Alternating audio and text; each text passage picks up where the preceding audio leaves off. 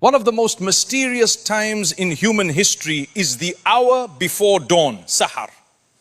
Why did the Prophet ﷺ wake during this time while everyone else slept? What was he actually doing? What happens during Tahajjud and Fajr that made him protect these hours so carefully?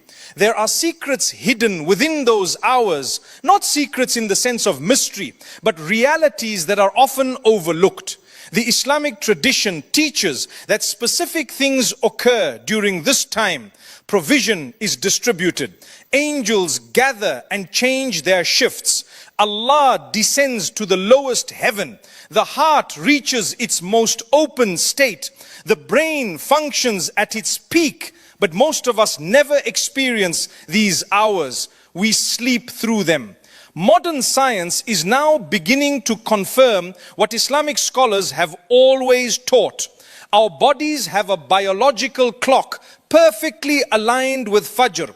Our brains are sharpest in the early morning hours. Our hormonal system is designed to support waking at this time. So we have a question worth exploring. What actually happens during the pre-dawn hours, spiritually, physically, and practically? Why did the Prophet structure his entire life around them? And what changes when someone actually begins to participate in these hours instead of sleeping through them? In this video, we'll examine these questions. We'll look at what happens spiritually, what science shows us about our bodies, and what the practical results are for someone who commits to this practice. Night is ending, day is beginning. Between them is a threshold. This threshold is not arbitrary. Something specific happens at this moment. The night does not gradually fade into day. There is a point where night stops and day begins. In the Islamic tradition, this hour is understood as a moment of reset.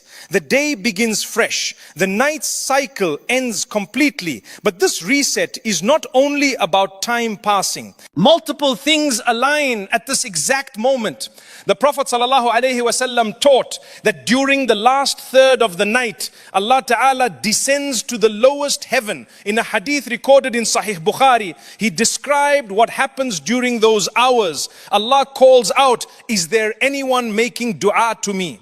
Is there anyone asking from me? Is there anyone seeking forgiveness from me?" This is not metaphorical language. Islamic scholars understood this as a literal reality.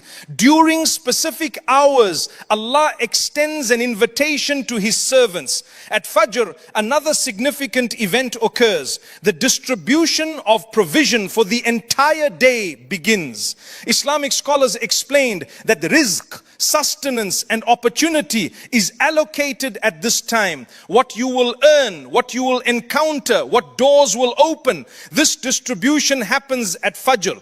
Additionally, the angels experience a shift. The angels of the night who have been with you through the darkness begin their ascent. The angels of the day descend to take their place. During Fajr, these two groups meet. The hadith describes this moment clearly. The night angels report to Allah about how they left His servants. Your body also resets at this time. The circadian rhythm, your biological clock, reaches a turning point.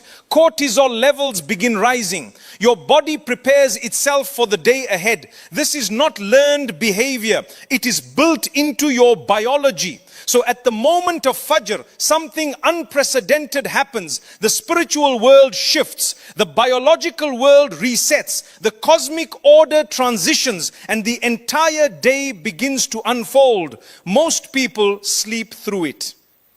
While you sleep, everything about your day is being decided without you. During the last third of the night, something specific is offered to the servants of Allah, an invitation. The Prophet ﷺ described this in clear terms. He said that Allah descends to the lowest heaven and calls out. The exact words are recorded in the hadith. Is there anyone calling upon me that I may answer him? Is there anyone asking from me that I may give to him? Is there anyone seeking forgiveness from me that I may forgive him? This invitation is extended every single night, not once a year, not on special occasions. Every night this call is made. But But why this hour specifically? Why does Allah make this invitation during the time when most people are asleep? Islamic scholars explain that this time tests the sincerity of the servant. Sleep is one of the greatest pleasures available to humans. During the pre-dawn hours, that pleasure reaches its peak. The blanket is warmest. The mind is foggiest. Getting up feels the hardest. So the invitation comes at exactly this moment, not when it is easy to answer, but when answering requires a choice, a sacrifice of comfort for connection. The Prophet ﷺ understood this deeply. He did not pray tahajjud once or twice. He prayed it consistently, night after night, for 23 years.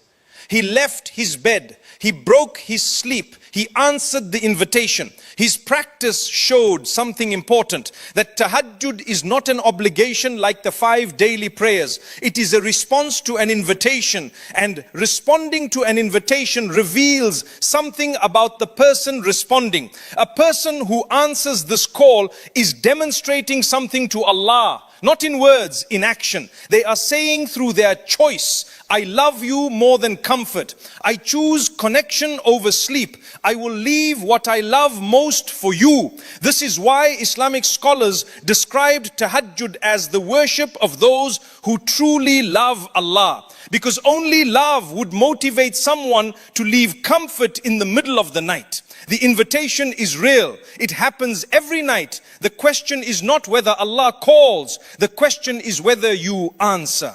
Allah extends an invitation every night. The question is whether you answer. There is a moment in every day when something crucial happens. The distribution of provision begins. In Islamic teaching, provision or rizq is not only money. It includes your opportunities, your connections, your safety, the doors that will open, the help that will arrive, everything that reaches you during the day. And this provision is distributed at a specific time, at Fajr. Islamic scholars have explained this concept consistently throughout history. Ibn Abbas, one of the greatest scholars of the Quran, asked his son a direct question about this. He said, do people sleep at the time when rizq is distributed? The implication was clear. Sleeping at that hour means missing the distribution. It means being absent when your provision is being allocated. This is not mystical or vague. Islamic scholars were precise about this teaching. The distribution of rizq happens at Fajr. Those awake participate in it. Those asleep miss it. But what does this actually mean in practical terms? Someone wakes up for Fajr. They pray. They remain awake in dhikr and preparation. Their mind is alert. Their heart is open. They are ready. The day begins. An opportunity appears. A person calls with a job offer. A connection is made. A problem is solved unexpectedly. This person sees it. They recognize it. They respond to it because they are awake and present. Meanwhile, someone else wakes up late. Their mind is groggy. They are rushed. They are not prepared. The same opportunities pass by them. They miss the call. They don't see the connection. They are not positioned to receive what was being offered. The distribution happened. The doors opened. The provision was released. But only those awake could receive it. The scholars explain this further. Sleeping after Fajr causes a decrease in barakah, in rizq. Not because Allah is punishing, but because you have literally slept through the opening of the doors. The moment when provision begins to flow is the moment you are choosing to sleep. This is why the Prophet emphasized not returning to sleep after Fajr, not as hardship, as wisdom. The most productive hours of your entire day are the first hours after waking for Fajr. Your brain is sharpest. Your opportunities are arriving. Your provision is flowing. Those hours determine the tone of your entire day. Your provision for the day is distributed at Fajr. Sleeping through it means missing your doors. Your body operates on a 24-hour clock. This clock is called the circadian rhythm. It is not something you learned, it is built into your biology.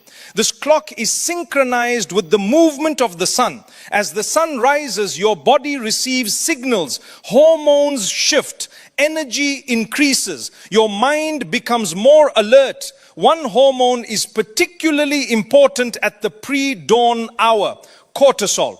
This hormone begins rising approximately 30 to 45 minutes before sunrise. It does not wait for you to wake up. It begins preparing your body before dawn arrives. Cortisol does specific things. It increases your energy for the day. It sharpens your mind. It activates your immune system. It helps regulate blood sugar. Your body is literally being prepared by its own system to wake up and be productive. This peak in cortisol is critical. It represents your body's maximum readiness for the day. This window, the first 2 to 3 hours after waking for Fajr, is when your brain functions at its absolute best. After this window closes, cortisol levels begin to decline. The sharp mental clarity starts to fade. Your peak productivity window has passed. Consider what this means practically. If you wake for Fajr at the time of cortisol peak, you are working with your body. You are aligned with your biological design. The first hours of your day are your sharpest hours. But if you sleep past this window, you are working against your biology. You are sleeping during the time your body is designed to be awake and productive. When you finally wake up, that peak has already passed. The Prophet ﷺ taught this 1,400 years ago. He instructed his followers to sleep early, to wake for tahajjud, to pray Fajr, to not return to sleep until sunrise. Modern science is now confirming what Islamic teaching always knew. Your body is not fighting this schedule. Your body is designed for it. Someone who ignores this biological reality and sleeps through these hours is choosing to waste the most capable hours of their mind, the hours when they could accomplish the most, the hours when their thinking is clearest. This is not about discipline or willpower. It is about alignment. It is about working with your body instead of against it. Your body's sharpest hours are the first hours after Fajr. Sleeping through them wastes your best mind. When you wake during the pre-dawn hours and stand to pray, you are not alone.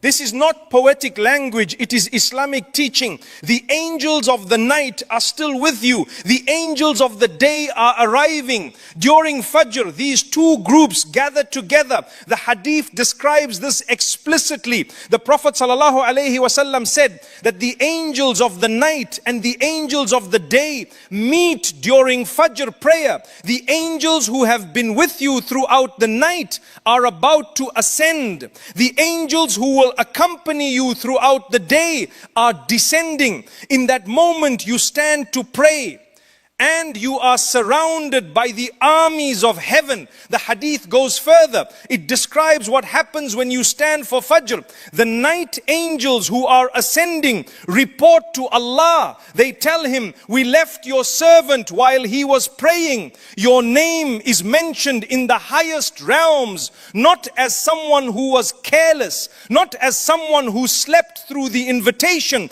but as someone who answered, someone who showed up. This is the reality of standing for Fajr. You are part of a cosmic gathering. You are being witnessed by those who exist beyond the visible world.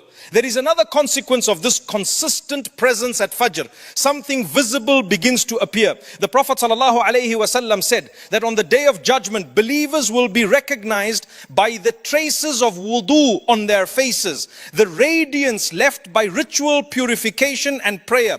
Among billions of people, the believers will glow with a light called nur. Where does this nur come from? From wudu made at blessed hours, from prayer during sacred times, from standing before Allah night after night. A person who prays Fajr consistently begins to carry something, not something they can explain easily, but something people feel: peace, openness, a kind of brightness in the face. This is not magic. It is the accumulation of consistent connection, of answering the call, of standing before Allah, of being witnessed by angels, of participating in the cosmic reset. The heart becomes purified through this practice, And what is in the heart begins to show on the face. When you stand for Fajr, the angels gather around you and your name is spoken in the highest realms. Every time you miss Fajr, something invisible occurs. It is not dramatic, but it is real. A door closes, not loudly, quietly. A small loss of barakah accumulates. Day after day, week after week, the effect compounds. The Prophet ﷺ said something direct about this. Whoever sleeps after Asr and then notices weakness in their mind should blame no one but themselves. The principle extends to sleeping after Fajr as well. This weakness is not punishment from Allah, it is consequence. When you miss the sharpest hours of your day, your productivity does not simply decrease. It changes the entire structure of your day. What could be accomplished in 1 hour now requires 3 hours. What could be done in a day stretches across 3 days. Your work becomes slower.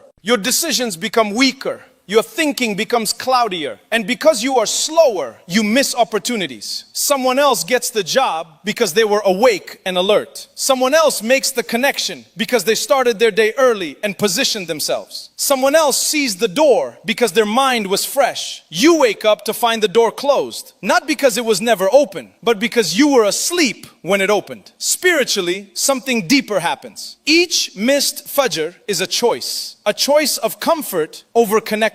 The heart takes note of this choice. It remembers. Islamic scholars describe this reality. The heart becomes like rusted metal. Light cannot shine through it the same way. The connection weakens. The sensitivity dulls. The Quran describes this process. No, rather the sins they earned have covered their hearts. Sin accumulates. The heart becomes covered, veiled. The ability to perceive truth becomes obscured. And then shaitan exploits this weakness. He understands human nature. He knows that missing 1 Fajr makes missing the next easier. Missing 3 makes missing the 4th automatic. What began as an exception becomes a pattern. What was a choice becomes an identity. You stop being someone who occasionally misses Fajr. You become someone who does not pray Fajr. The doors that were open begin to close. The barakah that was present begins to fade. The light that was accumulating stops appearing. You look at your life and something is different. Not dramatic, but different. The heaviness in your chest, the sluggishness in your body, the weakness in your decisions, the lack of clarity in your thinking, all of it traces back to those hours you gave to sleep, to the constant choice of comfort over connection. The cost is not paid all at once. It accumulates invisibly day after day until months and years have passed and you realize you are living a life with half the clarity, half the barakah, half the connection. Every missed Fajr closes a door, dims a light and weakens the day. The cost accumulates silently. There is a moment when something shifts. You have been waking for Fajr for weeks, maybe months, and you notice something has changed. Your day feels longer, not because you have more hours, the same 24 hours, but somehow you accomplish more. Tasks that used to take days now take hours. Work that felt overwhelming now feels manageable. Your decisions feel clearer. Your mind feels sharper. Your patience feels stronger. Your energy feels different throughout the day. People around you begin to notice. They ask what has changed. You struggle to explain it, but something is visibly different. This is barakah. This is the accumulation of those pre-dawn hours. Each Fajr prayer was not isolated. Each one added to the last, like drops filling a vessel, slowly, invisibly. Then suddenly the vessel is full. The consistency matters. This is the concept of istiqamah in Islamic teaching. Steadfastness, consistency, not perfection, but showing up night after night, day after day. your face changes too, not dramatically, but noticeably. There is a lightness, a peace, a kind of openness. The scholars call this nur, the light of faith. People feel it before they understand it. Doors